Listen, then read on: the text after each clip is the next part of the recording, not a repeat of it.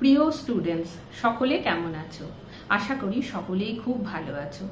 আজকে আমি ঔপন্যাসিক মতি নন্দীর লেখা কোনি উপন্যাসের একাদশ পর্ব নিয়ে আলোচনা করব। এই একাদশ পর্বে যাওয়ার আগে আমরা দেখে নিই যে আগের পর্ব অর্থাৎ দশম পর্বতে আমরা কি কি দেখেছিলাম। সেখানে আমরা দেখেছিলাম যে ক্ষিতিশ সিংহ খুব কঠোরভাবেই কোনিকে সাঁতার প্র্যাকটিস করাচ্ছে এবং কোনি খুব ভালোভাবে এখন সাঁতার অনুশীলন করছে এবং ক্ষিতিশ সিংহ ভেলোকে বলেছে যে এখন কোনির যে টাইম সেই টাইম অমিয়ার পক্ষে ধরা কখনোই সম্ভবপর নয়। এরপরে ক্ষিতিশ সিংহ সিদ্ধান্ত নিয়েছিল যে সেই বছর কোনিকে প্রতিযোগিতায় নামাবে না, কিন্তু যখন সে জানতে পারলো যে অমিয়ার সেই বছরই হচ্ছে শেষ সিজন, এরপরে সে বিয়ে করে চলে যাবে কানাডাতে, যার জন্য ক্ষিতিশ সিংহ সিদ্ধান্ত নিয়েছিল যে কোনিকে সেই বছর সাঁতারের প্রতিযোগিতাতে নামাবে, কারণ কোনিকে অমিয়া যে অপমান করেছিল সেই অপমানের না হলে কোনো যোগ্য জবাব দেওয়া হবে না। এরপরে জুপিটার ক্লাবের যে সদস্যরা তারা কিন্তু ষড়যন্ত্র করে কোনিকে সেই প্রতিযোগিতা থেকে বাদ দেওয়ার জন্য তার নাম এন্ট্রি করেনি এবং বলেছিল যে নাম এন্ট্রি করার সময় পার হয়ে গেছে। তো এই অবস্থাতে আমরা দেখি যে সকলে অ্যাপেলো ক্লাবের যে সদস্যরা যেমন নকুল মুখুজ্জে, বিষ্ণুধর এবং ক্ষিতিশ সিংহ এরা খুবই চিন্তিত হয়ে পড়ে যে কিভাবে কোনিকে এই প্রতিযোগিতাতে নামানো যাবে। এই পর্যন্ত আমরা দশম পর্বতে দেখেছিলাম। এরপর চলে আসি একাদশ পর্ব। আর আইসিএসসি এবং আইএসসি বোর্ডের বাংলা বিষয়ে যে কোনো রকম সাহায্য পাওয়ার জন্য আমার চ্যানেলটিকে তোমরা ফলো করো, ভালো লাগলে লাইক দিও আর সাবস্ক্রাইব করার অনুরোধ রইল। আমি দেখছি যে অনেকে আমার চ্যানেল দেখছো কিন্তু তাদের পক্ষে এখনো সাবস্ক্রাইব করা হয়ে ওঠেনি, তাই আমার একান্ত অনুরোধ যে তোমরা আমার চ্যানেলটিকে ফলো করো আর সাবস্ক্রাইব করো। তাহলে চলো আমরা দেখে নিই যে একাদশ পর্বতে কি রয়েছে। Competitors for the ladies 100 meter freestyle event, please come to their starting blocks. Jupiter swimming ক্লাবের কম্পিটিশন প্রতি বছরই এই রকম জাঁকালো ভাবে হয়। কমলদিঘির অর্ধাংশে 4টে গেট বন্ধ করে জুপিটারের অংশটুকু টিন দিয়ে ঘেরা হয়েছে। কাঠের গ্যালারি তৈরি করা হয় দিঘির 3/4 ঘিরে। সাঁতার শুরু হয় যেদিকের প্ল্যাটফর্ম থেকে তার পিছনে 3 সারি বিশিষ্ট অতিথিদের চেয়ার এবং তার পেছনেও গ্যালারি। প্ল্যাটফর্মের একধারে টেবিল, সেখানে মাইক্রোফোন নিয়ে ঘোষক এবং জনা 5 টাইম রেকর্ডার। বুকে ব্যাজ ঝুলিয়ে কয়েকটা সুভেনির হাতে ধীরেন ঘোষ বিশিষ্ট অতিথিদের তদারকিতে ব্যস্ত। কম্পিটিশনের চিফ রেফারি হরিচরণ। তাহলে এখানে আমরা দেখছি যে কম্পিটিশনে যে মেয়েদের 100 মিটার ফ্রি স্টাইল যে ইভেন্ট হবে সেই ইভেন্টে অংশগ্রহণ করবার জন্য সাঁতারুদের ডাকা হচ্ছে। আর এই রকম ভাবেই জুপিটার সুইমিং ক্লাবে খুব জাঁকালো ভাবে অর্থাৎ খুব ধুমধাম করে এই সাঁতারের প্রতিযোগিতাটা প্রতি বছর হয়। এখানে কিভাবে সাজানো হয়েছে কমলদিঘিকে সেটা বলা হয়েছে। আমরা জানি যে কমলদিঘির এক পাশে রয়েছে জুপিটার ক্লাব আর আরেক দিকে রয়েছে অ্যাপেলো ক্লাব। এবার যে ওই অ্যাপেলো ক্লাবের প্রতিযোগিতা তো নয়, এটা জুপিটার ক্লাবেরই প্রতিযোগিতা, যার জন্য জুপিটার ক্লাবের অংশ দিকটা সেই দিকটা কমলদিঘিকে সাজানো হয়েছে। এখন কিভাবে সাজানো হয়েছে না, কমলদিঘির অর্ধাংশে 4টে গেট বন্ধ করে দেওয়া হয়েছে। জুপিটারের যে অংশ সেখানে টিন দিয়ে ঘেরা হয়েছে।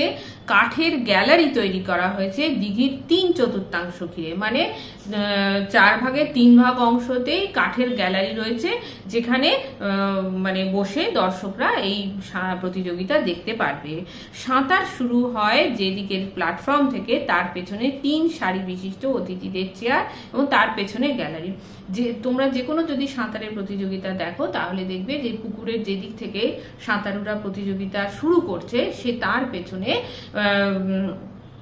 বিশিষ্ট অতিথিদের বসার জন্য চেয়ার থাকে এবং তারপরে কাঠের গ্যালারি থাকে, সেখানে দর্শকরা বসবে।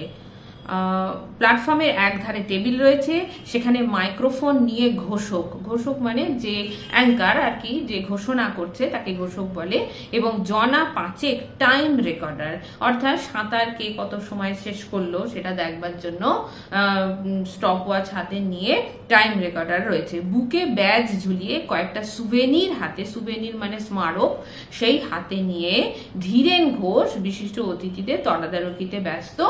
আর এখানে কম্পিটিশনের চিফ রেফারি হলো হরিচরণ। এই একটা বর্ণনা, যে বর্ণনাটা তোমাদের ভালো করে মনে রাখতে হবে। ভিড়ে আজ ফেটে পড়ছে কমলদিঘি, এত ভিড় হয়েছে যে কমলদিঘি যেন ফেটে পড়ছে। গ্যালারি ভেঙে কয়েকজন মাটিতে পড়েছে, একজনের হাত ভেঙেছে, রেলিং এর ভিতরে পার ঘিরে লোক দাঁড়িয়ে। দুটো ছেলে ভিড়ের ধাক্কায় জলে পড়েছিল, অবশ্য তারা সাঁতার জানে। ডাইভিং বোর্ডে উঠেছে বহু ছেলে। জুপিটারের এলাকা যেখানে শেষ হয়েছে, অর্থাৎ টিনের বেড়ার পরেই অ্যাপেলোর এলাকা, রেলিং ঘিরে 1000-2 মানুষ, তারা দূর থেকে প্রতিযোগিতা দেখবে। তাহলে এখানে দেখছি যে এত ভিড় হয়েছে যে কেউ হয়তো জলে পড়ে যাচ্ছে, কারো হাত ভেঙে যাচ্ছে, মানে ভিড়ে ঠাসাঠাসি অবস্থা।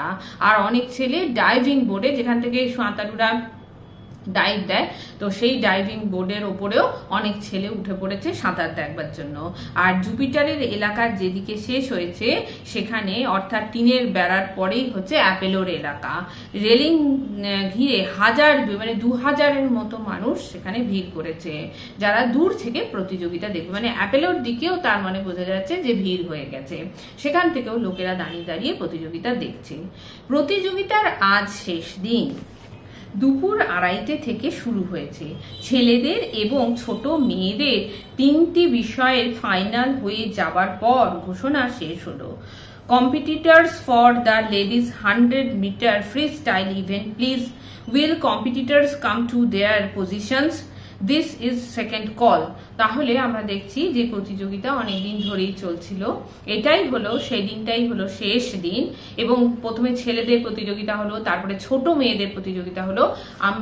আমরা জানি যে যখন প্রতিযোগিতা হয় তখন কিন্তু মোটামুটি যারা বয়সে কাছাকাছি তাদের প্রতিযোগিতাটা একসাথে হয়। যারা হয়তো ধরো 5 থেকে 10 বছরের মধ্যে যে সমস্ত প্রতিযোগিতা রয়েছে তাদের একসঙ্গে একটা প্রতিযোগিতা হলো, 10 থেকে 20 যাদের রয়েছে তাদের একসঙ্গে প্রতিযোগিতা হলো। এইভাবে কিন্তু বয়স অনুসারে প্রতিযোগিতাটা হতে থাকে। তো এখানে দেখছি যে ছোট মেয়েদের প্রতিযোগিতা হয়ে যাবার পর অ্যানাউন্স করা হচ্ছে যে যে সমস্ত মেয়েরা এবার লেডিস 100 মিটার ফ্রি স্টাইলে যারা অংশগ্রহণ করছে তারা নিজেদের পজিশনে চলে যেতে। কমলদিঘির অ্যাপেলোর অংশে এতক্ষণ একজন পাড়ের কাছে মন্থরভাবে সাঁতার কাটছিল। অ্যাপেলোর স্টার্টিং প্ল্যাটফর্মটা জুপিটারেরই 50 মিটার পাশে। সেখানে চুপচাপ বসে, চোখে পুরু কাঁচের চশমা, মাথায় কাঁচা পাকা চুল একটি লোক। কেউ তাকে লক্ষ্য করছে না। আজ কমলদিঘির আনাচে কানাচে সর্বত্রই লোক, সকলের চোখ জুপিটারের এলাকার দিকে। তাহলে আমরা এখানে দেখছি যে কমলদিঘিতে যখন এই প্রতিযোগিতাটা মানে হচ্ছে, তখন অ্যাপেলোর দিকে একজন খুব মন্থরভাবে, মানে খুব ধীরে ধীরে একজন সাঁতার কাটছে। আর তার পাশে স্টার্টিং প্ল্যাটফর্ম, আর তার পাশে মানে সেখানে যেখানে স্টার্টিং প্ল্যাটফর্ম, জুপিটারের স্টার্টিং প্ল্যাটফর্মের 50 মিটার পাশেই হলো অ্যাপেলোর প্ল্যাটফর্ম। সেখানে একজন বসে রয়েছে যার চোখে পুরো কাঁচের চশমা, মাথায় কাঁচা পাকা চুল একটি লোক। তোমরা বুঝতেই পারছো যে এটা কীর্তি সিংহর কথাই বলা হয়েছে। এবং সে চুপচাপ বসে আছে এবং তাকে কেউ লক্ষ্য করছে না, কেননা সকলেরই লক্ষ্য তখন জুপিটার ক্লাবের দিকে, কিন্তু অ্যাপেলের দিকে একজন সাঁতার কাটছে আর আরেকজন বসে রয়েছে। ঘোষণা শেষ হতেই ক্ষিতীশ উঠে দাঁড়ালো। কোনি, শান্ত নরম গলায় সে ডাকলো। জল থেকে কোনি প্ল্যাটফর্মে উঠে এলো, রেলিং এর ভিড়ের চোখ এদিকে ফিরল। যখন এই অ্যানাউন্সমেন্টটা হলো তখন ক্ষিতীশ সিংহ শান্তভাবে কোনিকে ডাকলো, আর তখন জল থেকে কোনি উঠে এলো। তখন সকলে দর্শকদের নজরে পড়লো কোনির দিকে তাদের দৃষ্টি পড়লো। জুপিটারের প্ল্যাটফর্মে সাঁতারুরা এসে দাঁড়িয়েছে। অমিয়াকে দেখা গেল হেসে কথা বলছে অতিথিদের মধ্যে বসা এক বৃদ্ধার সঙ্গে। অত্যন্ত ঢিলে ঢালা নিশ্চিন্ত ভঙ্গি, বেলা বেলা জলে নেমে মিনিট দুয়েক হাত ছুঁড়ে উঠে এলো। এখন তোয়ালে দিয়ে জল মোছায় ব্যস্ত। অন্য 6টি মেয়ে কিঞ্চিত নার্ভাস। তারা পরস্পরের দিকে তাকিয়ে হাসবার চেষ্টা করেই মুখ শুকিয়ে ফেলেছে। তাহলে এখানে আমরা দেখছি যে মোট তাহলে 6টা মেয়ে রয়েছে, অন্য 6টা মেয়ে আর বেলা অমিয়া সব মিলিয়ে মোট 8টা মেয়ে রয়েছে। আর এখানে আমরা দেখছি যে অমিয়া একজন বৃদ্ধার সঙ্গে কথা বলছে এবং তার খুব মানে ঢিলে ঢালা নিশ্চিন্ত একটা ভঙ্গি, মানে সে প্রত্যেক বছরই এই প্রতিযোগিতাতে প্রথম হয়, যার জন্য তার মধ্যে মানে একটা নিশ্চিন্ত ভঙ্গি রয়েছে যে এই বছর যেন আমিই জিতবো, এটা কোনো একটা ব্যাপার নয়, যার জন্য সে এক বৃদ্ধার সঙ্গে হেসে হেসে কথা বলছে। আর বেলা একটু হাত পা ছুড়ে একটু অভ্যাস করে একটুখানি প্র্যাকটিস করে নিয়েছে, জলের মধ্যে দিয়ে আবার উঠে চলে এসেছে। আর বাকিদের যাদের একদম মানে হাসতে চেষ্টা করছে কিন্তু এতই নার্ভাস হয়ে গেছে যে তারা হাসতে পারছে না, তাদের মুখ শুকিয়ে গেছে। হরিচরণ উত্তেজিত ভাবে ধীরেন ঘোষের কানে ফিসফিসিয়ে কি বলল। ধীরেন ঘাড় ফিরিয়ে অ্যাপেলোর প্ল্যাটফর্মের দিকে তাকালো। সেটা লক্ষ্য করে অমিয়াও তাকালো। 5 নম্বর ব্লকের পেছনে দাঁড়ানো কালো কস্টিউম পরা মেয়েটিকে চিনতে তার অসুবিধা হলো না। কোণির পাশে ঘড়ি হাতে দাঁড়িয়ে ক্ষিতীশ সারা কমলদিঘি হঠাৎ যেন বুঝতে পেরেছে এবার একটা কিছু ব্যাপার হতে চলেছে। চোখগুলো অ্যাপেলোর দিকে নিবদ্ধ হলো। তাহলে ওকে দেখে যখন মানে কোণিকে দেখে হরিচরণ ফিসফিস করে ধীরেন ঘোষের কানে কানে কি একটা কথা বললো। আর অমিয়া এই ধীরেন ঘোষ অ্যাপেলোর প্ল্যাটফর্মের দিকে ঘাট ফিরিয়ে দেখলো যে কোনি সেখানে রয়েছে। আর মেয়েটিকে তো চিনতে তার অসুবিধা একটুও হলো না। আর কোনির পাশে দাঁড়িয়ে ছিল ক্ষিতীশ সিংহ। আর সারা কমলদিঘি তখন যেন বুঝতে পারলো যে এবার কিছু একটা মানে ব্যাপার ঘটতে চলেছে। তখন তারা আবার অ্যাপেলোর দিকে দৃষ্টিপাত করলো। এখানে দেখা যাচ্ছে যে যেহেতু জুপিটার ক্লাব অন্যায়ভাবে কোনির এন্ট্রি বাতিল করে দিয়েছিল, সেই জন্য তারা মানে অ্যাপেলো ক্লাবের সদস্যরা এই সিদ্ধান্ত নিয়েছিল যে কোনিকে তারা অ্যাপেলো ক্লাবের দিক থেকে জলে নামাবে। অর্থাৎ আমরা জানি যে একই পুকুরের কমলদিঘির একদিকে জুপিটার একদিকে অ্যাপেলো রয়েছে, তাহলে কমলদিঘির যে দিক থেকে প্রতিযোগিতা হচ্ছে সেই দিকে কোনিকে নামানো হবে না, তার ওই একই সমসাময়িক দিকে অ্যাপেলোর দিক থেকে কোনিকে নামানো হবে। কোনি অনুমোদনহীন ভাবে সেই প্রতিযোগিতাতে অংশগ্রহণ করবে। কিন্তু মানে এখানে দেখা যাচ্ছে যে যখন কোনি ওখানে উঠে দাঁড়ালো, কোনি যখন হিদ্দার কথা শুনে সেখানে প্রস্তুত হলো সাঁতার কাটবার জন্য, তখন সব দর্শকরা কিন্তু জুপিটারের দিকে যারা দৃষ্টিপাত করে বসেছিল তারা কিন্তু এবার এই দিকে অ্যাপেলোর দিকেও দেখলো এবং তখন তারা বুঝতে পারলো যে একটা কিছু রোমাঞ্চকর একটা কিছু অভিনব ব্যাপার এবার হতে চলেছে। এবং এইভাবেই ওরা সিদ্ধান্ত নিয়েছিল যে কোনিকে জলে নামানো হবে। যেহেতু জুপিটার ক্লাবে নেওয়া হয়নি সেজন্য জুপিটার ক্লাবের দিকে সে কোনি দাঁড়ালো না, কিন্তু অ্যাপেলোর দিকে কোনি দাঁড়ালো প্রতিযোগিতায় ওই একই সমসাময়িক দিকে মানে সমান্তরাল ভাবে সেখানে সে দাঁড়ালো প্রতিযোগিতায়। হরিচরণ কিছু একটা অমিয়াকে বলতেই অমিয়া কাঁধ ঝাঁকিয়ে তাচ্ছিল্য প্রকাশ করলো। যখন হরিচরণ বলল অমিয়াকে যে কোনি এবার ওই দিক থেকে অ্যাপেলোর দিক থেকে জলে নামছে, তখন খুব তাচ্ছিল্য ভাবে অমিয়া তাকালো সেদিকে। আসলে আমরা দেখেছি প্রথম থেকে যে অমিয়া খুবই অহংকারী স্বভাবের মেয়ে, যার জন্য সে বলেছিল যে পা ধোয়া জল খেতে হবে মেয়েটাকে, এরকম কথাও সে বলেছিল, এইভাবে অপমান করেছিল। তার আগেও একবার অপমান করেছিল, যে তার আগে না তারপরে অপমান করেছিল যখন দোকানে এসেছিল, তখন বলেছিল ঝিয়ের কাজ করিস তুই এখানে, এভাবে জিজ্ঞেস করেছিল। সে তাতে কিন্তু খুবই লজ্জা পেয়ে গিয়েছিল এই কথাতে, সে পেটের দায়ে এই কাজ করছে বাধ্য হয়ে, কিন্তু এইভাবে তাকে তার কাজ নিয়ে ছোট করে তাকে অপমান করা সেটাও কিন্তু খুবই মানে খারাপ একটা কাজ, এবং যার জন্য বোঝা যাচ্ছে যে অমিয়া খুবই অহংকারী স্বভাবের। অ্যাপেলো ক্লাবের বারান্দা থেকে বিষ্ণুধর চিৎকার ভেসে এলো, ডাউন দিতেই হবে কোনি। অর্থাৎ অ্যাপেলো ক্লাবের বারান্দা থেকে বিষ্ণুধর সেখানে দাঁড়িয়েছিল এবং বিষ্ণুধর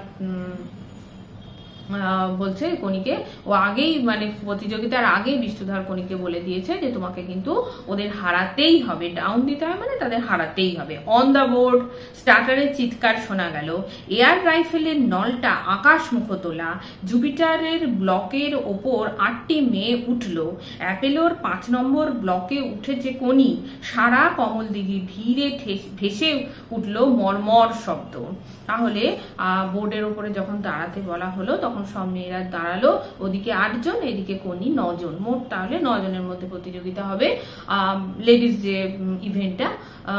তো সেখানে এয়ার রাইফেল নলটা আকাশমুখ তোলা হলো।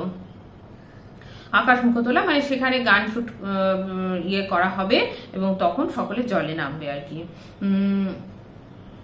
তখন সারা কমলদিঘি ঘিরে ভেসে উঠলো মর্মর শব্দ, মানে সকলেই একটা মানে খুব উত্তেজিত।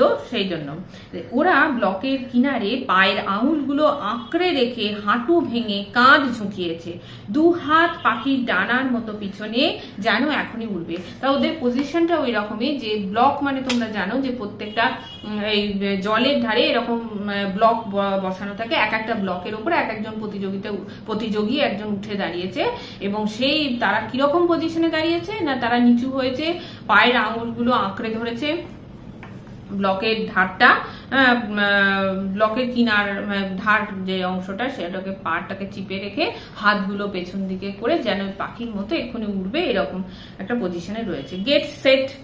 অমিয়া ও কনি ছাড়া বাকি মেয়েরা ঝপাঝপ জলে পড়লো। Air রাইফেলের cap ফোটেনি। কমলদিঘি ঘিরে বিদ্রুপ ও আক্ষেপ এক চক্কর ঘুরে গেল। অমিয়া আর চোখে কনির দিকে তাকিয়ে গম্ভীর হয়ে গেল।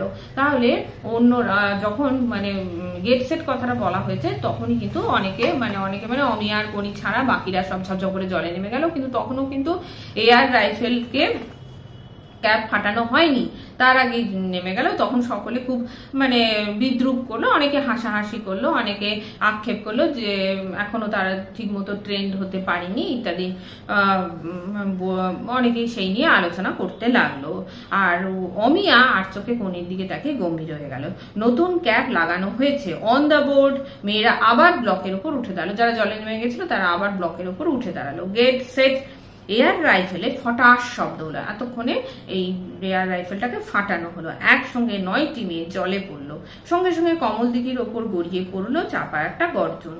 দর্শকরা উঠে দাঁড়িয়েছে ফুটবল মাঠের মতো, তাদের চোখ ডাইনে বাঁয়ে 50 মিটার যাতায়াত করছে আগুয়ান দুটি সাঁতারুকে লক্ষ্য করতে করতে। তাহলে এইবার 9 জন মেয়ে একসঙ্গে জলে পড়লো এবং সকলে ফুটবল মাঠে যেরকম ফুটবল খেলা দেখবার জন্য বাঙালিরা অত্যন্ত, বাঙালিদের প্রিয় খেলা ফুটবল, অত্যন্ত উত্তেজিত হয়ে থাকে, অত্যন্ত মানে উত্তেজনার সঙ্গে ফুটবলটা দেখে, এরকম ভাবেই সাঁতারের প্রতিযোগিতাটাও দেখতে লাগলো এবং 2টো মেয়েকে সকলে ফলো করলো। এক হচ্ছে অমিয়া এবং কনি।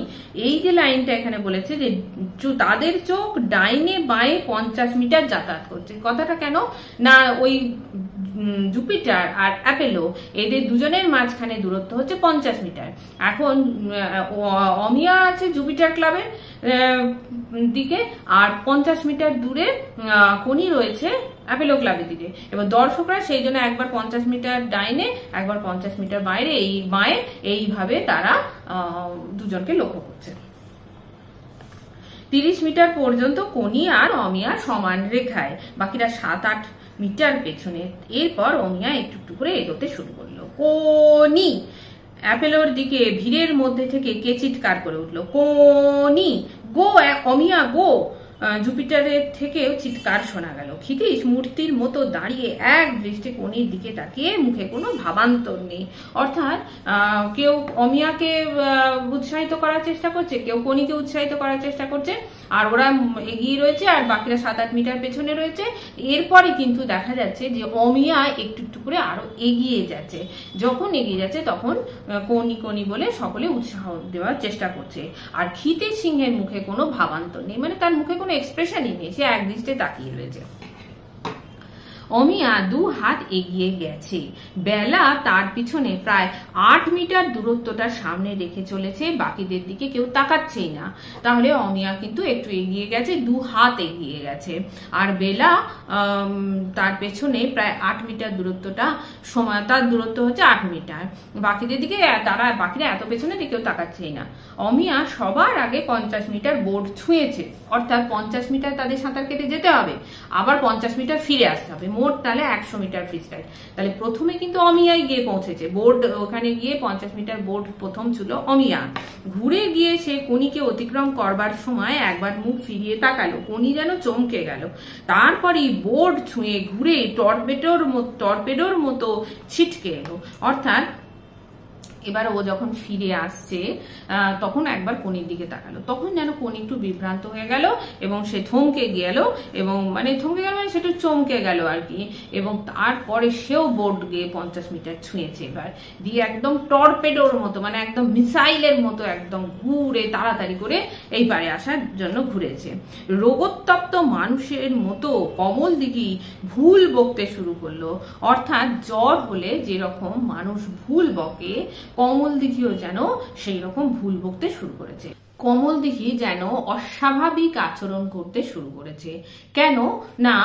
কেননা কমল দিঘিরও যেন একটা ধারণা হয়ে গেছিল, অর্থাৎ কমল দিঘি এবং কমল দিঘির যে সমস্ত দর্শক তাদেরও একটা ধারণা এতদিনে জন্মে গিয়েছিল যে অমিয়া যেহেতু প্রতি বছর যেতে, সেহেতু নিশ্চিতভাবে অমিয়াই জয়লাভ করবে এবং তার যেন কোনো ব্যতিক্রম হবে না, সেটাই তারা একদম নিশ্চিতভাবে মেনে নিয়েছিল।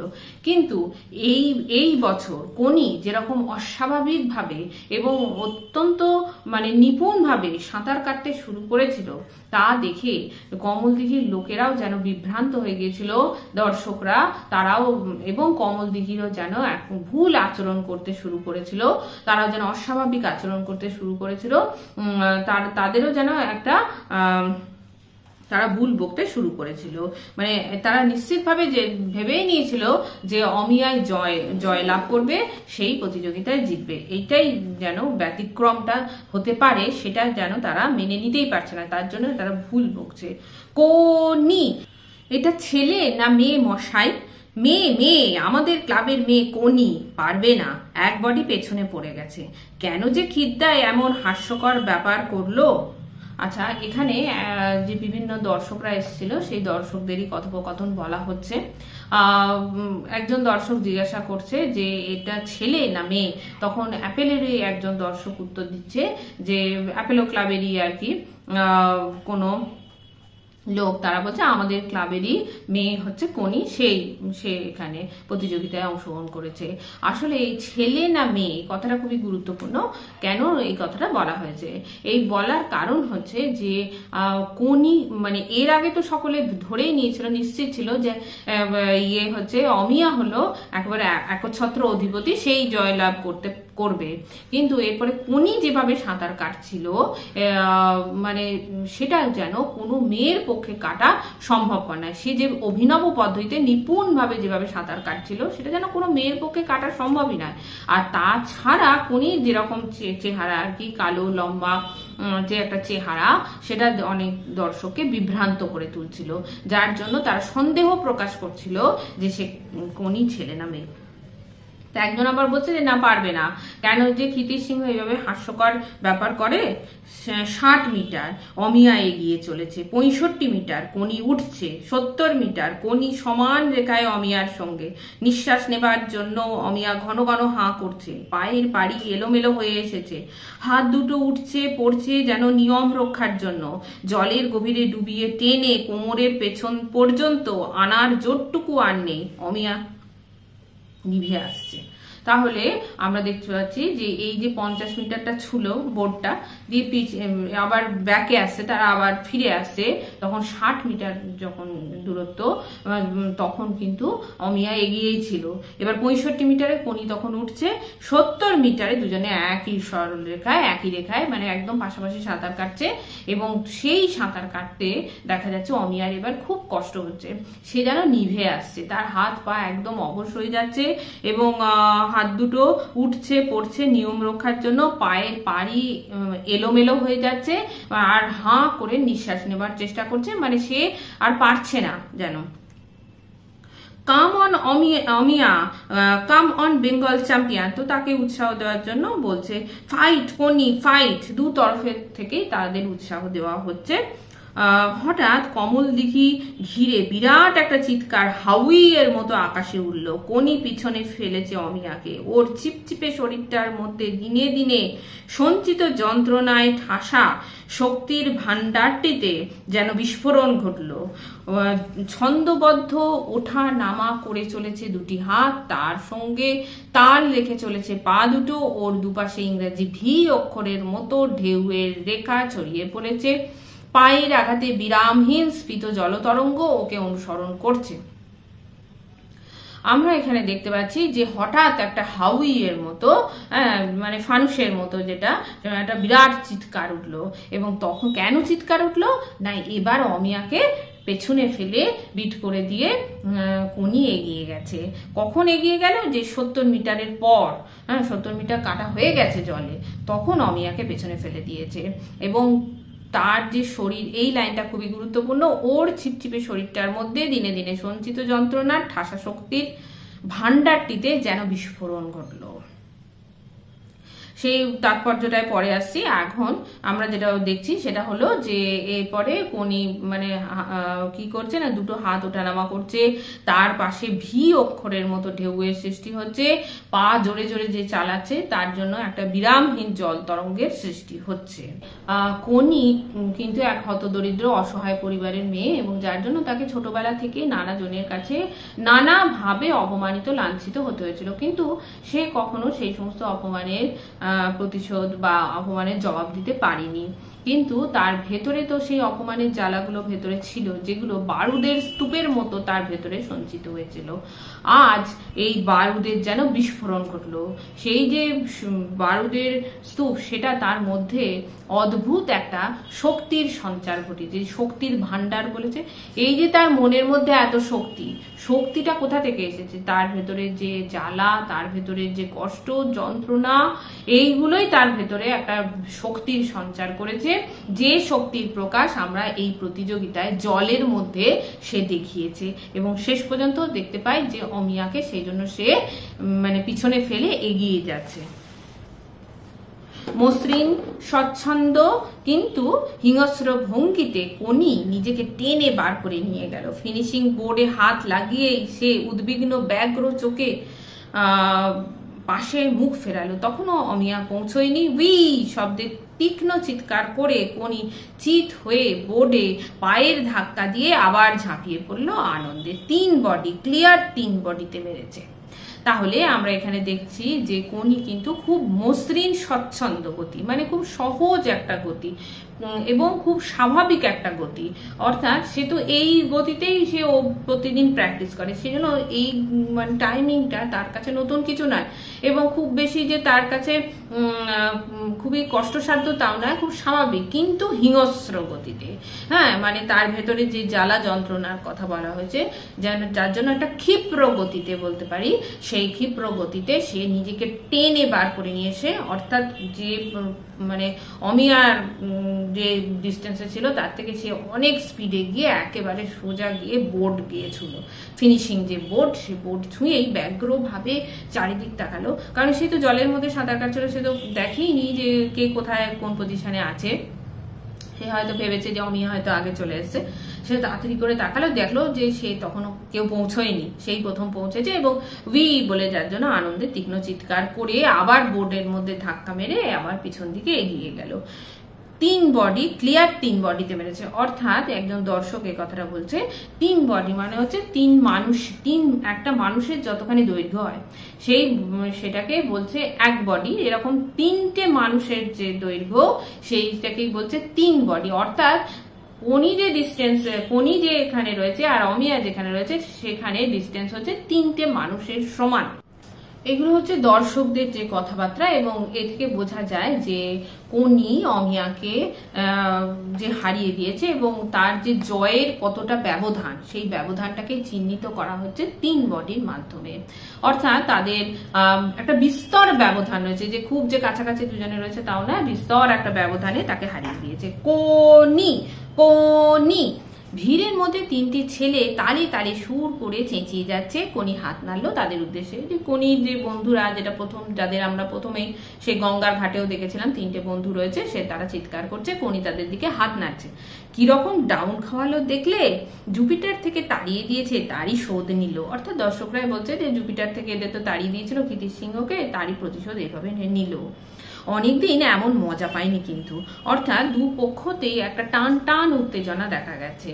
হ্যাঁ, এতদিন তো একছত্রভাবে খালি কোনি অমিয়ায় জিতত, এবার কিন্তু একদম তার মানে সমান একটা একজন প্রতিদ্বন্দ্বী এসেছে, এবং হাড্ডাহাড্ডি লড়াই যেটাকে বলা হয়, সেই লড়াইটা হয়েছে, যার জন্য টান টান উত্তেজনা সৃষ্টি হয়েছিল, এবং সকলেই সেই জন্য বলছে এত মজা কখনো পাইনি। হঠাৎ সব আলোচনা উত্তেজনা থমকে গিয়ে এবার দ্বিগুণ জোরে হই হই চিৎকার উঠলো, হাততালি পড়ছে, শীষ উঠছে একটি অবিশ্বাস্য দৃশ্য দেখে। অ্যাপোলোর স্টার্টিং প্ল্যাটফর্মে এতক্ষণ ধরে প্রস্তরবৎ ভাবলেশহীন ক্ষিতিশ এখন তিরিং তিরিং লাফাচ্ছে। তাহলে এখানে প্রস্তরবৎ মানে হচ্ছে পাথরের মূর্তি, আর ভাবলেশহীন মানে হচ্ছে কোন রকম এক্সপ্রেশন মুখে নেই। কোথায় হরিচরণ, মুখখানা একবার দেখা। লাফাতে লাফাতে ক্ষিতিশ চিৎকার করে চলল, অলিম্পিকের গুল মেরে কি আর সুইমার তৈরি করা যায় রে পাঁটা? বুদ্ধি চাই, খাটুনি চাই, নিষ্ঠা চাই, গবেট গবেট সব। তাহলে আমরা এখানে দেখছি যে এতক্ষণ তো মানে যতক্ষণ প্রতিযোগিতা চলছিল ততক্ষণ কিন্তু ভাবলেশহীন মুখে ওইভাবে দাঁড়িয়েছিল ক্ষিতিশ সিংহ, দিয়ে খুব মানে তীক্ষ্ণভাবে তাদের সাঁতার পর্যবেক্ষণ করছিল। কিন্তু এরপরে সে যখন জিতলো কোনি, তখন আর নিজেকে ধরে রাখতে পারলো না ক্ষিতিশ সিংহ, তখন ও একদম তিরিং তিরিং করে আনন্দে লাফাতে লাগলো এবং এই সমস্ত কথাবার্তাগুলো বলেছে। এটা হলো ব্যস্ত হয়ে প্ল্যাটফর্মের ওপর ভেলো উঠে এসে ক্ষিতিশকে জড়িয়ে ধরলো। কি হচ্ছে কি খিদ্দা, এত লোকের সামনে তোমার কি মাথাটা বিগড়ে গেল নাকি? চলো চলো ক্লাবে চলো। বিষ্ণুধর ওদিকে এক্সাইটমেন্টে সেন্সলেস হয়ে পড়েছিল। এই কোনি উঠে আয়। তাহলে ওকে তাড়াতাড়ি করে ভেলো এসে ধরলো, বললো যে তুমি এত লোকের সামনে একই পাগলের মতো কাণ্ড করছো, তোমার কি মাথা খারাপ হয়ে গেছে নাকি? চলো তুমি তাড়াতাড়ি, মানে বলছে চলো ক্লাবে চলো আর কি। এবার বিষ্ণুধর আবার ওদিকে এক্সাইটমেন্টে সেন্সলেস হয়ে গেছে, যে এত বেশি উত্তেজিত হয়ে গেছে বিষ্ণুধর, যার জন্য অজ্ঞান হয়ে গেছে। এবার কোনিকে ডাকছে। ক্লাবের বারান্দায় বেঞ্চে শুয়েছিল বিষ্ণুধর। ক্ষিতিশকে দেখে হঠাৎ ওঠার চেষ্টা করতেই দুজন তাকে সাহায্য করলো। সে ক্লাবে বেঞ্চে শুয়েছিল এবং যখন ক্ষিতিশ সিংহ এলো তখন দুজনকে, মানে সে তো উঠতেই পারছে না, তখন দুজন লোক এসে তাকে তুললো। 10 কেজি রসগোল্লা আনতে পাঠিয়েছি, ক্ষীণ স্বরে বিষ্ণুধর বলল।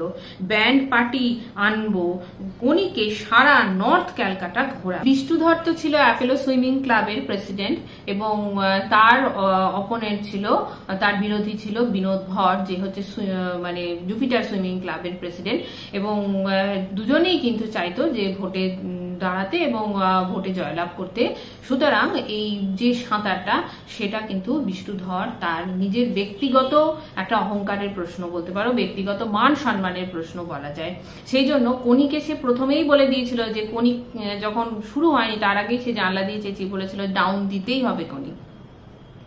অর্থাৎ তার ব্যক্তিগত মান সম্মানের একটা ব্যাপার ছিল এক্ষেত্রে। আর এরপরে কোনি যখন হারালো, ডাউন দিল, এবং শুধু তো অমিয়াকে হারালো না, সে জুপিটার ক্লাব তথা তাদের যে প্রেসিডেন্ট বিনোদ ভর সবাইকেই সে ডাউন দিয়েছে, এবং সে তা দেখে সে মানে তার বিষ্ণুধরের এটা নিজের একটা ব্যক্তিগত জয় বলে মনে করছে। এই যেন মনে করছে যে তারই জয় হয়েছে, এবং যার জন্য সে এত আনন্দিত হয়েছে, এত উত্তেজিত হয়েছে যে একেবারে নিজেকে ধরে না রাখতে পেরে অজ্ঞান হয়ে গেছে।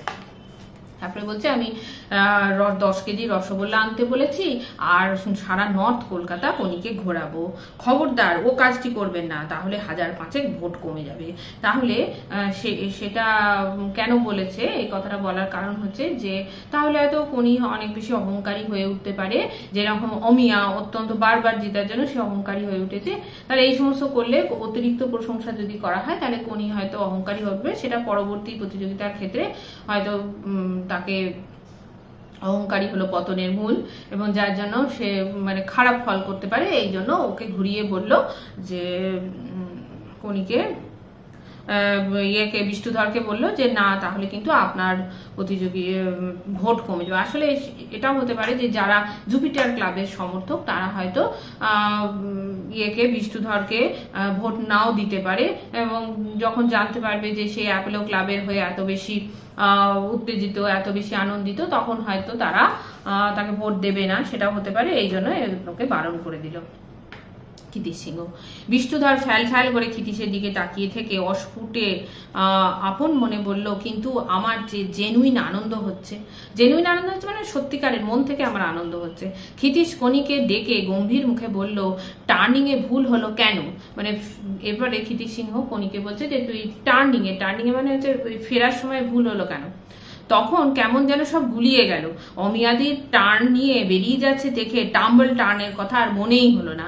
টাম্বল টার্ন হচ্ছে সুইমিং এর আর একটা পদ্ধতি, যেটা টার্নটা এক ধরনের মানে ঘুরে যাওয়া আর কি। তো সেই বলছে যে যখন অমিয়াদি চলে যাচ্ছে তখন আমার মাথাটা গুলিয়ে গেছিল, আসলে নিজের উপরে তখন ভরসা হারিয়ে ফেলেছিলিস, মনে এলে সময় আরো কমতো। আমার সময় কত হলো খিদ্দা? ক্ষিতীশ সিংহ যখন আগে কনিকে প্র্যাকটিস করাতো তখন কিন্তু মাঝে মাঝে বিভিন্ন সাঁতারুদের জীবন কাহিনী বলে, তাদের প্রতিযোগিতা, তাদের জীবন সংগ্রাম, এই সমস্ত কিছু বলতো, বলে তার কনির নিজের ভেতরে যে আত্মসম্মান, এই যে একটা আত্মবিশ্বাসকে জাগানোর চেষ্টা করতো। কিন্তু সেই যে মুহূর্তে যখন ও টার্ন করে ফিরছিল, যখন অমিয়াকে দেখলো যে অমিয়া এগিয়ে যাচ্ছে, তখন কিন্তু সেই একটা মুহূর্তের জন্য কনি নিজের প্রতি যে আত্মবিশ্বাস সেটা হারিয়ে ফেলেছিল, এবং যার জন্য সে টাম্বল টার্নের কথা ভুলে গিয়েছিল। তো এখানে ক্ষিতীশ সিংহ বলছে, যদি তুই আত্মবিশ্বাস না হারাতিস তাহলে কিন্তু আরো তাড়াতাড়ি ফিরে আসতে পারতিস, মনে এলে আরো সময় কমতো, মানে আরো তাড়াতাড়ি সে ফিরে আসতে পারতো। এ থেকে বোঝা যায় যে ক্ষিতীশ সিংহ কতটা মানে দায়িত্ববান, কতটা কোচ হিসেবে কত একজন মানে সফল একজন কোচ। সে এতক্ষণ ধরে খুব নিবিড় ভাবে ওই সাঁতার এত ভালোভাবে পর্যবেক্ষণ করেছে যে সামান্য সামান্য ভুলগুলো সেইগুলো ওর নজরে পড়েছে। আসলে ক্ষিতীশ সিংহের কাছে এটা তার ব্যক্তিগত মান সম্মানের লড়াই ছিল, যার জন্য সে এত বেশি করে ভালো করে কনিকে তৈরি করেছিল। আমার সময় কত হলো খিদ্দা? বুক পকেট থেকে ঘড়ি বার করে তাকিয়েই ক্ষিতীশ ভ্রু কুঞ্চিত করলো এবং ক্রমশ মুখটা অপ্রতিভ হয়ে উঠলো। তা কনি ওকে জিজ্ঞাসা করছে যে আমি কত সময় মানে অমিয়াকে হারাতে পেরেছি। তখন বুক পকেট থেকে ক্ষিতীশ সিংহ ওই ঘড়িটা দেখলো, দিয়ে ভ্রু কুঞ্চিত করলো, একটু অপ্রস্তুত হয়ে পড়লো। ভুলে গেছি রে, ফিনিশের সময় এমন এক্সাইটমেন্ট চারিদিকে, তবে বেঙ্গল রেকর্ড নিশ্চয়ই আজ ভেঙেছিস। সময়টা যদি রাখতুম। তাহলে আমরা বলছি যে দেখছি যে ও ক্ষিতীশ সিংহ কিন্তু টাইমটা নিতে ভুলে গেছে। তা বলছে বেঙ্গল রেকর্ড নিশ্চয়ই ভেঙেছিস, কারণ অমিয়া এতদিন বেঙ্গল রেকর্ড করে এসেছে, এবার সেই যে টাইমিংটা সেটা ভেঙে দিয়েছে কনি, অর্থাৎ তার থেকেও কম সময় একটা টাইম সেট করেছে সে, এবং সেই সময় সে জিততে পেরেছে। যার জন্য বলছে যে বেঙ্গল রেকর্ড নিশ্চয়ই আজ ভেঙেছিস। ও যে সময় রেকর্ড করে রেখেছিল তার সেই রেকর্ডটাকে ভেঙে দিয়ে কনি এখন নিজস্ব রেকর্ড তৈরি করেছে। খিদ্দা, আমায় যে এখন প্রজাপতিতে যেতে হবে, দেরি হলে বৌদি রাগ করবে। হ্যাঁ হ্যাঁ, দেরি করিস নি আর, ক্ষিতীশ ব্যস্ত হয়ে বলল। কিন্তু কোনি ইতস্তত করছে দেখে জিজ্ঞাসা করলো কি হলো। তাহলে বলছে যে হ্যাঁ তুই তাড়াতাড়ি চলে যা, তা নাহলে বৌদি হয়তো রাগ করবে, কিন্তু কোনি একটু দেরি করছে। তখন ও জিজ্ঞাসা করলো ক্ষিতীশ সিংহ যে কি হলো, কানে কানে বলবো। ক্ষিতীশ নিচু করলো মাথাটা। রসগোল্লা আনতে পাঠিয়েছে না?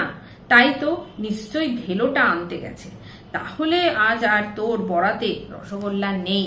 তা বলছে যে কানে কানে বলছে যে রসগোল্লা তো আনতে পাঠিয়েছে, তাহলে সে একবারে রসগোল্লা খেয়েই তারপরে প্রজাপতিতে যাবে। তা বলছে যে ভেলো আনতে গেছে, কিন্তু তাহলে তোর কপালে আজ আর রসগোল্লা নেই। কে বললে নেই? বিষ্ণুধর গর্জন করে উঠলো। ব্যান্ড পার্টি ঘোরানো গেল না, রসগোল্লার হাঁড়িটাই তার বদলে প্রজাপতি ঘুরে আসবে, তাহলে তোর বৌদির রাগ ও জল হয়ে যাবে। তাহলে বলছে যে আমি তো, বিষ্ণুধর বললো ব্যান্ড পার্টি আপনি ঘোরাতে দিলেন না, তার বদলে যে রসগোল্লার হাঁড়ি সেটাই বরং প্রজাপতিতে চলে যাবে, তাহলে বৌদির রাগও কমে যাবে। সেদিন রাত্রে বাড়ি ফিরে ক্ষিতীশের প্রতি লীলাবতীর প্রথম উক্তি হলো, অত লোকের সামনে এই বুড়ো বয়সে ধেই ধেই করে নাচছিলে কেন? লজ্জায় মাথা কাটা যাচ্ছিল, সবার সামনে অসভ্যতা, দোকানের মেয়েরাও দেখলো তো। তাহলে এই কথা থেকে বোঝা যায় যে সে কিন্তু মনে মনে খুশি হয়েছে, যেহেতু মানে কোনি জিতেছে, এটা কোনির জয় তথা ক্ষিতীশ সিংহের জয়, তাহলে স্বামীর জয়েতে, স্বামীর সাফল্যে কিন্তু খুব খুশি হয়েছে, যার জন্য সে একটু ধমকে সুরে বলছে যে তুমি এতগুলো লোকের সামনে নাচছিলে কেন? তার জন্য সকলেই লজ্জায় মাথা কাটা যাচ্ছে আমার, এবং দোকানের মেয়েরাও দেখেছে। ক্ষিতীশ মাথা চুলকোতে চুলকোতে কোনির দিকে তাকালো। তোর বৌদি জানলো কি করে? ফিসফিস করে কোনি বলল, বৌদি দেখতে গেছিল, আমি বলেছিলুম আজকের সাঁতারের কথাটা, নইলে ছুটি পেতুম না যে। তারপরে হেসে বলল, বৌদি আমার মাপ নিয়েছে, একটা ফ্রক করে দেবে। লাজুক স্বরে আবার বলল, বৌদি বলেছে ইন্ডিয়া রেকর্ড করলে সিল্কের শাড়ি দেবে। তাহলে দেখো বৌদিও কিন্তু, অর্থাৎ লীলাবতীও কিন্তু খুবই খুশি এদের সাফল্যে, যার জন্য ও ফ্রক তৈরি করার জন্য একটা মাপ নিয়েছে, একটা ফ্রক বানাবার জন্য মাপ নিয়েছে, এবং তাকে কথাও দিয়েছে কোনিকে, যদি সে ইন্ডিয়া রেকর্ড করতে পারে, ইন্ডিয়ায় যদি জয়লাভ করতে পারে, তাহলে একটা সিল্কের শাড়িও দেবে। কোনিকে বাড়ি পৌঁছে দেবার পথে ক্ষিতীশ জিজ্ঞাসা করলো, কি মনে হচ্ছিল রে তোর যখন সাঁতরাচ্ছিলিস? কোনি অনেকক্ষণ চুপ করে হাঁটলো, তারপর স্বপ্নের ঘরে যেন কথা বলছে এমন ভাবে বলল, জানো কিদ্দা, রোজ যখন প্র্যাকটিস করি তখন জলের মধ্যে নিচের দিকে তাকিয়ে মনে হয় আমার সঙ্গে সঙ্গে একটা মুখও এগিয়ে চলেছে, বড্ড ভয় করে তখন। মুখটা কেমন দেখতে রে? দাদার মতন, আজও ছিল আমার সঙ্গে। তাহলে এখানে দেখো বলছে যে কোনিকে জিজ্ঞাসা করছে ক্ষিতীশ সিংহ রাত্রে যখন বস্তিতে পৌঁছে দিচ্ছে, যে তোর তখন কিরকম, যখন সাঁতারাচ্ছিলিস তখন তোর তোর কিরকম একটা মনে হচ্ছিল? তখন ও বলছে যে যখন আমি প্র্যাকটিস করি তখন আমার খুব ভয় করে, কেননা একটা মুখ যেন আমার সঙ্গে সঙ্গে আমার পাশাপাশি সাঁতার কাটতে থাকে। আজও যখন প্রতিযোগিতায় আমি সাঁতার কাটছিলাম তখন সেই মুখটা আমার পাশে পাশে চলছিল। তখন ক্ষিতীশ সিংহ জিজ্ঞেস করছে সেই মুখটা কিরম দেখতে? তখন বলছে আমার দাদার মতো। অর্থাৎ আমরা এখানে দেখতে পাচ্ছি যে কোনির সাফল্যের পেছনে কিন্তু তার খিদ্দার যেমন ভূমিকা রয়েছে, তেমনি তার দাদা, নিজের দাদা কমল পালেরও বিশাল ভূমিকা রয়েছে। সে যে কমল পালকে কথা দিয়েছিল যে সে একদিন জয়লাভ করবে, এবং সেই কথাটা দিয়েছিল বলেই সে কিন্তু তার মাথার মধ্যে ওই কথাগুলোই বারবার তার চিন্তার মধ্যে আসতে থাকে, যার জন্য সে সব সময় দাদার উপস্থিতিকে লক্ষ্য, মানে দাদার উপস্থিতি সে বুঝতে পারে। এবং দাদার যদিও মৃত্যু হয়েছে, তবুও দাদা যে তাকে আশার বাণী শুনিয়েছিল যে হ্যাঁ কোনি এক সময় ঠিকই জিততে পারবে, সেই কথাগুলোই কিন্তু আজও তাকে উৎসাহ দিয়ে চলেছে। এর আগে আমরা দেখেছি যে কমল পালও কিন্তু অ্যাপেলো যে সুইমিং ক্লাব সেখানে সাঁতার কাটতো, এবং তারও ইচ্ছে ছিল একজন মানে চ্যাম্পিয়ন সাঁতারু হবার, কিন্তু অভাবের তাড়নায় সে সেই চ্যাম্পিয়ন সাঁতারু হতে পারেনি। কিন্তু তার ইচ্ছে ছিল যে কোনি যেহেতু ভালো সাঁতার কাটে, সেই জন্য কোনি অন্তত তার মানে স্বপ্ন পূরণ করুক, এবং সেই স্বপ্ন পূরণের জন্য তার দাদা মারা যাওয়ার পরও কিন্তু কোনি আপ্রাণ চেষ্টা করে যাচ্ছিল যে দাদার কাছে যে কথা দিয়েছে সেটা পূরণ করা যায়, যেহেতু সেই জন্য সে আপ্রাণ চেষ্টাও করছিল, এবং তার স্মৃতির মধ্যে সবসময় দাদার কথাই ভিড় করে থাকতো, এবং যার জন্য সে প্রতি মুহূর্তে দাদার উপস্থিতি লক্ষ্য করত। দাদার যে স্বপ্ন, সেই স্বপ্নকেই সে নিজের বলে আঁকড়ে ধরেছিল, এবং যার জন্য সে এক সময় সাফল্য লাভ করতেও পেরেছিল। এই হলো একাদশ পর্বর আলোচনা। তোমাদের যদি কিছু বুঝতে অসুবিধে হয় তাহলে অবশ্যই কিন্তু কমেন্ট বক্সে লিখবে, আমি উত্তর দেব। আর এর পরবর্তী যে ভিডিও আনবো সেখানে আমি এই পর্ব নিয়ে আলোচনা করব। তোমরা সেই ভিডিওর অপেক্ষায় থাকো। সকলে খুব ভালো থেকো।